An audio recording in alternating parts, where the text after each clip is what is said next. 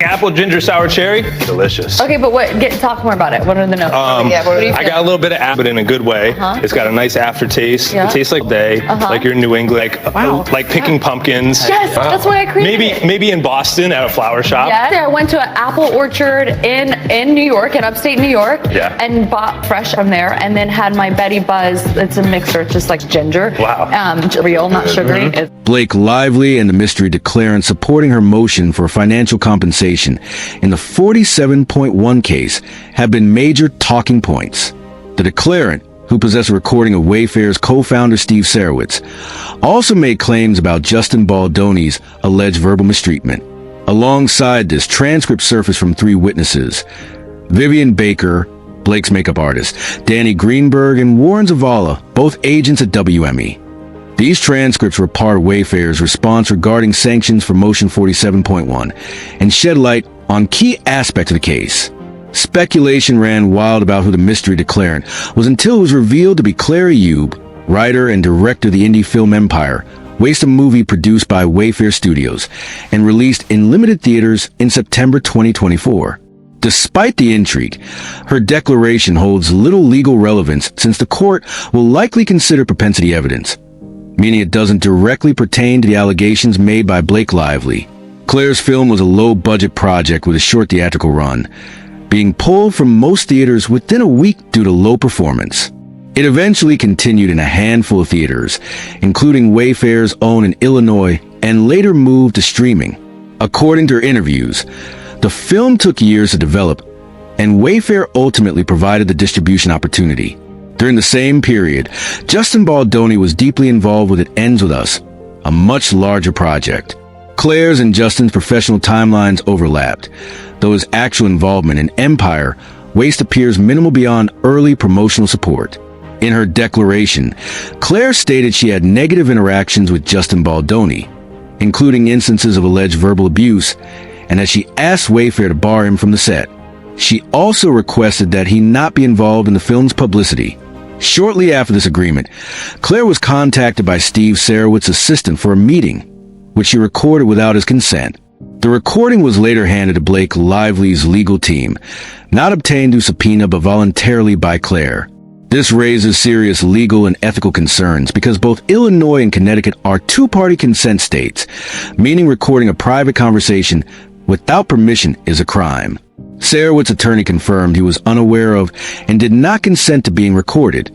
The legality of this recording is now under question, and its admissibility as evidence is doubtful. Blake's legal team reportedly wants this recording admitted to demonstrate a conspiracy against her. Claire claimed Sarowitz made references comparing the conflict to the Israel-Hamas war and used the phrase, "there will be dead bodies."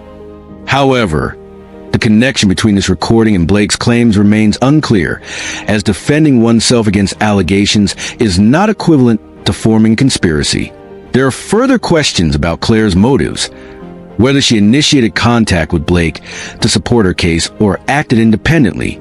The situation also raises ethical concerns about sharing confidential production material and breaching NDAs by providing private recordings to a third party.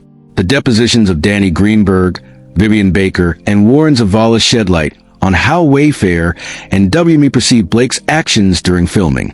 Baker confirmed filming occurred in New Jersey and stated that she did not witness any inappropriate behavior on set during the second round of filming. This testimony supports Wayfair's narrative that production resumed smoothly after Blake's initial complaints. Greenberg's testimony appears the most consequential. As Justin Baldoni's agent, he testified that Blake's actions on set were perceived as manipulative and coercive. He used the word extortion to describe her repeated threats and escalating behavior aimed at gaining control over the film. When questioned, Greenberg confirmed that he advised Baldoni on how to communicate with Sony executives and that he viewed Blake's conduct as beyond ordinary creative disagreement.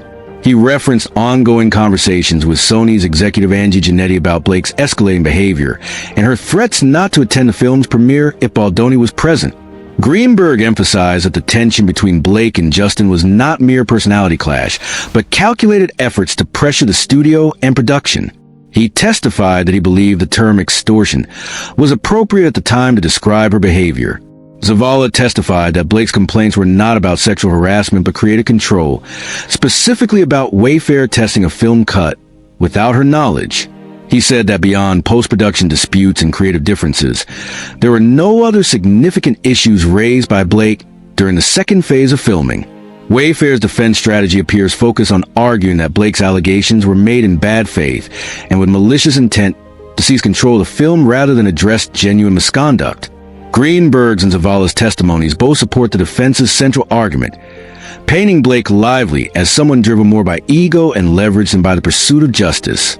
Their words form the backbone of Wayfair's claim that the actress's lawsuit was less about uncovering wrongdoing and more about regaining control over a project she believed had slipped away from her. In their eyes, Blake's actions were strategic, not emotional, a series of calculated moves designed to intimidate the studio and reshape the film's narrative according to her own vision. Danny Greenberg, Justin Baldoni's agent, used a word that sent shockwaves to the courtroom: extortion. He described how Blake allegedly used her influence and star power to pressure executives at Sony and Wayfair, threatening to withdraw from the premiere and publicly criticize the studio if her creative demands were not met. To him, this wasn't misunderstanding or a personality clash. It was a deliberate campaign to gain dominance in a situation where she felt outmaneuvered. Warren Zavala, another agent at WME, echoed that sentiment, clarifying that Blake's complaints weren't rooted in harassment or hostile work environment claims. Instead, they center on creative control, specifically her anger over Wayfair testing a version of the film that she hadn't approved. According to Zavala, this act represented betrayal of trust in Blake's eyes, sparking the conflict that would eventually escalate into full-blown legal warfare. Together, these testimonies create a portrait of an actress who believed her artistry was being undermined and who decided to fight back using every resource available to her. But to the defense, it's not courage, it's manipulation. They frame Blake as someone who blurred the line between creative disagreement and coercion, using accusations and emotional leverage to seize back authority she no longer held contractually. On the other side, Blake Lively's team has been working to construct a very different narrative, one that ties together the alleged retaliation, the unauthorized recording of Steve Sarowitz, and the declaration from filmmaker Claire Youb into a cohesive story of systemic pushback. Their position suggests that when Blake began raising concerns about how Wayfair and its executives handled production, the company retaliated. To them, the testimonies and recordings don't represent isolated incidents, but a broader pattern of silencing and control, the kind of coordinated pressure campaign often seen when a powerful corporation seeks to protect its reputation at all costs. But here's where the challenge lies. The evidence connecting these pieces remains fragile. The recording made by Claire Youb is problematic on multiple levels. Not only was it conducted without consent, violating state laws that require both parties to agree to being recorded, but its contents also stray far from Blake's specific allegations. Even if Sarowitz's words were aggressive or inappropriate, they don't necessarily demonstrate a direct conspiracy to retaliate against her. Without a clear link, the recording risks being seen as a desperate attempt to introduce shock value rather than substance. The declaration itself is similarly precarious. Claire's claims about her own experiences with Baldoni may add context, but they don't legally support Blake's arguments unless they establish a consistent behavioral pattern directly relevant to her case. Right now, most legal analysts believe the court will treat it as propensity evidence information that might influence perception, but holds little actual weight under procedural standards. Still, the symbolism of the declaration and the recording matters deeply in the public arena. To Blake supporters, these elements reinforce the idea that something deeper is at play, that her lawsuit exposes a culture of intimidation and control beneath Hollywood's polished surface. To Wayfair's defenders, they signal the opposite, that Blake's side is stretching for anything that can keep the case alive.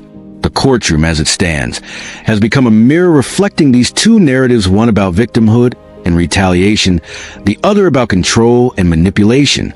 If the defense can successfully convince the judge that Blake's actions were motivated by malice, frustration, or the desire to regain creative power, her credibility could be permanently undermined. Such a ruling could not only weaken her case, but also ripple through her career, affecting future partnerships and brand deals built on her clean, controlled public image. However, if Blake's legal team manages to establish that her actions were driven by legitimate concerns about mistreatment, retaliation, or unfair business practices, the balance could shift dramatically in her favor. A win for her would suggest that Wayfair, and by extension, Hollywood production machinery, used its influence to suppress dissent and punish those who spoke out. For now, the evidence remains ambiguous. The depositions and the questionable recording tell two competing stories, each plausible in its own right. What's clear is that this case transcends the simple boundaries of legality. It's about power, who has it, who abuses it, and who gets crushed beneath it. In many ways, the courtroom has become a stage where Blake Lively's carefully cultivated image, poised, graceful, and control is being tested against the harshest form of scrutiny: the truth. Whether her narrative survives or collapses under the weight of Wayfair's counterarguments will determine more than just the outcome of the lawsuit. It may decide how the world remembers her as a victim of corporate retaliation, or as an actress whose desire for control led to her downfall. As the hearings continue, all eyes remain fixed on the next move, because in this battle of ego, influence, and reputation, even the smallest revelation could change everything.